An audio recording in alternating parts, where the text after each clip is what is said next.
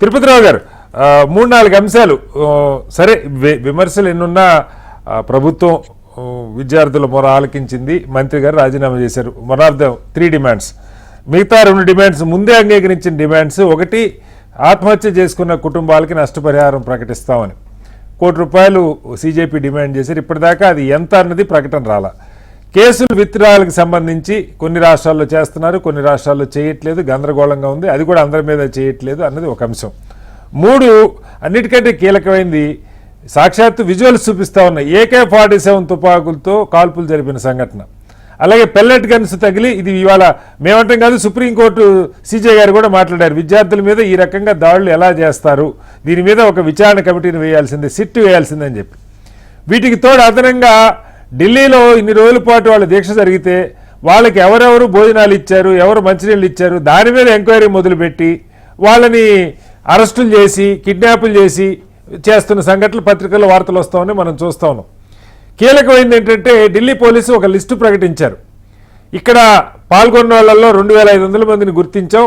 అందులో సుమారు 900 మంది మీద గతంలో నేర చరిత్రలో ఉన్నాయి, హత్యలు, మానభంగాలు, లేదంటే మిగతా ఘటనలని. దేశద్రోహులు లేదు విదేశీ శక్తులు పాకిస్తాను, బంగ్లాదేశ్, నేపాల్లో ఉన్నారని ఢిల్లీ పోలీసు కూడా చెప్పలా.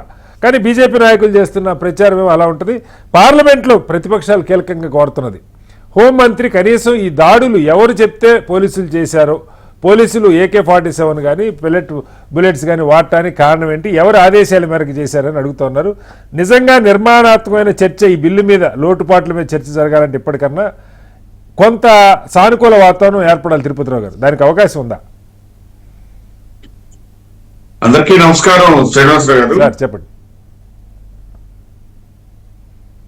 మీరు 2500 మంది విద్యార్థులు జంజీ ఇవన్నీ ప్రస్తావించారు.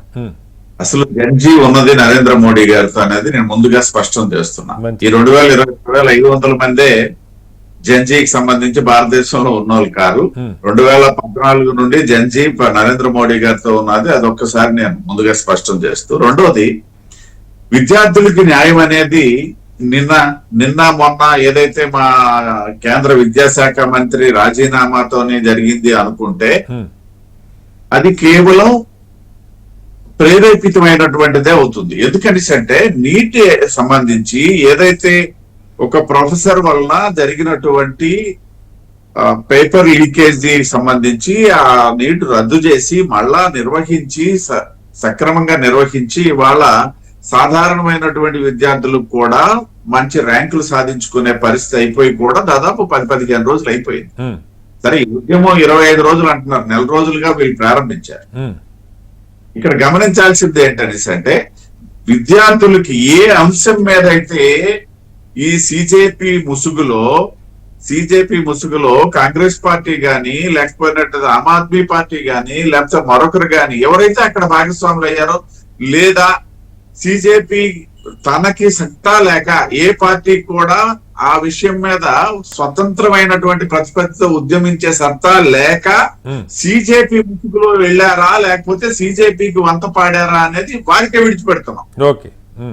వెళ్ళి జరిగినటువంటిది ఈ ప్రారంభం ఏదైతే, ఇంకా చెప్పాలంటే కాంగ్రెస్ పార్టీ, ఆమ్ ఆద్మీ పార్టీ ముసుగులు తొలగినటువంటి తరుణంకి విద్యార్థులకు న్యాయం చేయడం జరిగింది కటారి గారు. ఒక విషయం. రెండోది, ఏదైతే ఇవాళ మేము ఒక మంత్రికి రాజీనామా చేయమన్నారు, సరే ఆ మంత్రి తప్పు చేశాడా లేదా అనేది మాకు తెలుసు, చెయ్యమన్న వాళ్ళకి తెలుసు, ప్రజలకు తెలుసు. What ever it may be. ఆయన చిన్ననాటి నుండి ఈ దేశం కోసం తన తాలూకా కుటుంబం మొత్తం అంకితమైన తిరుపతిరావు గారు, ఆయన కూడా ఇలా లీకులు జరిగినప్పుడు వాటిని రద్దు చేయమని ధర్నాలు చేసిన ఆయనే, పోలీసు లాఠీ దెబ్బలు తిన్నాయనే. నైతిక బాధ్యత అని ఒకటి ఉంటుంది, మీకు తెలియదు కాదు. మంచి ప్రస్తావన తెచ్చారు.